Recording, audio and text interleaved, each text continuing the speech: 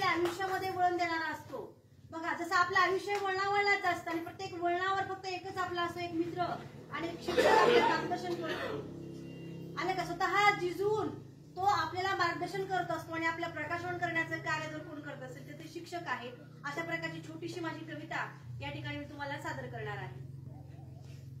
गुरुदेव दया करके चरणों